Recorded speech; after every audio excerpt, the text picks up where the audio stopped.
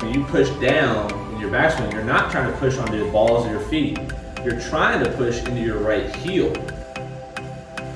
So that way, boom, I create that pressure in my right heel, and that's going to help us with a little inside out tie.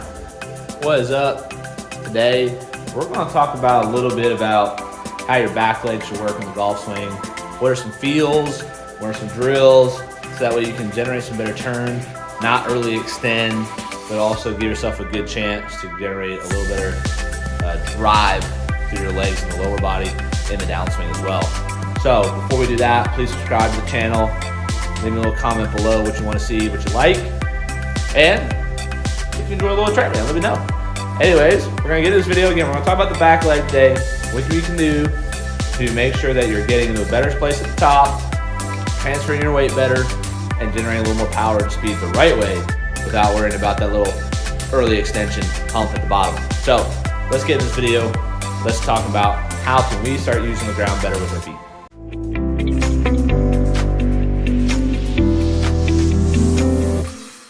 All right, so in this video, we're going to talk about how the back leg helps pressure the ground and how we can get a better turn and how we can avoid early extension.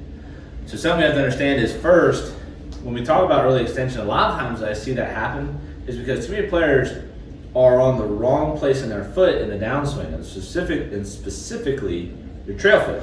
So your right foot, and if you're a righty, when you push down in your backswing, you're not trying to push onto the balls of your feet. You're trying to push into your right heel. The reason for that is, if we look at how my body's aligned, if I straighten my knee out, my pressure should move backwards. If I pressure my knee forward, my pressure should go to my toes. And a lot of golfers, again, from an anatomy standpoint, are very limited in their hips, to where if I keep that flex, I can only turn my pelvis so far. But if I turn as far as I can, straighten leg, I can increase and get a few more inches of turn, which is going to be a few more degrees, allowing us to get more from the inside. So again, when we turn this way, we're turning our pelvis into our femur of our right leg. And so we have to either be really flexible and really strong in that range of motion, or we can let that leg kind of straighten out. I'm not advocating you lock your knee out, but we want to move towards straight and we push into a right heel. So that feeling I have as a force pedal is we want to be able to push down on the pedal as we hit our shot in the backswing.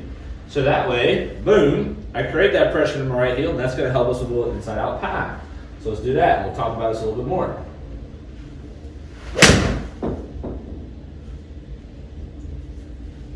So we get that pressure into our right side, straighten out that right leg, start to increase the pressure. Now where the early extension part comes in.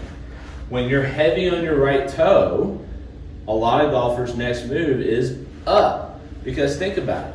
If you were going to jump, where are you going to jump from? Your heels or your toes? And what happens if you're heavy pressured onto your right toe? What's the next thing you're going to do? Push up. So we want to get right heel. So that way now my right leg is straight. I've increased the flex of my left knee. Now when I start the downswing, I can increase the flex of my right knee and decrease the flex of my left knee. And I snap back into my address posture, staying in the posture we want in the downswing without going early extension.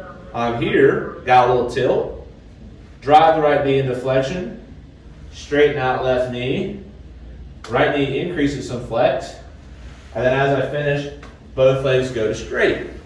So let's recap that from here. We go address, backswing, increase flex in front leg, decrease flex in back leg, transition, reflex right knee, decrease flex left leg, and at this point, my left leg is going into is deflexing or unflexing, whatever, having less flex as we go to straight, as this one's increasing its flex and creating left rotation. And then this is about post impact. FYI, your left knee should not be straight at impact, it should be straight after. So post impact, left knee straight, right knee flexed, right leg starts to straighten out with, creating both legs being straight in the follow through, and I get good pressure with my feet and my legs. So let's try it again. Right heel on top of pedal, I'm gonna stomp that sucker down in the backswing so I can repressure in my downswing.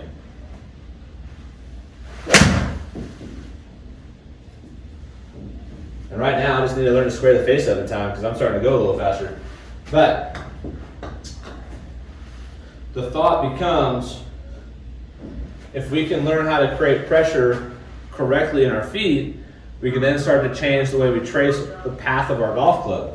Because our path of our golf club doesn't hopefully follow the pressure in our feet, but it can definitely be influenced.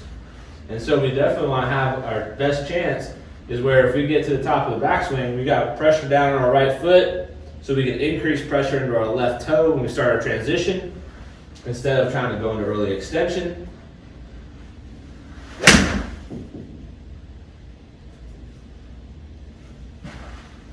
And the added benefit is as we push better with our feet, we start to create more power, more speed. We start to use the ground because as I push into the ground pushes back on me, and I can start to go a little faster as well, which is an added benefit.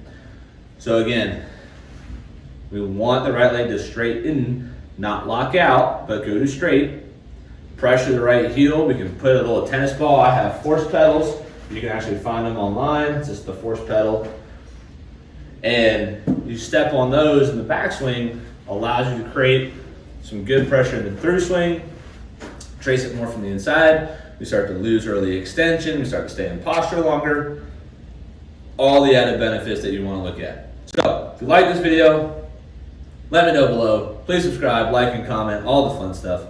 And let me know what you want to see in the future so that way I can keep making videos just for you.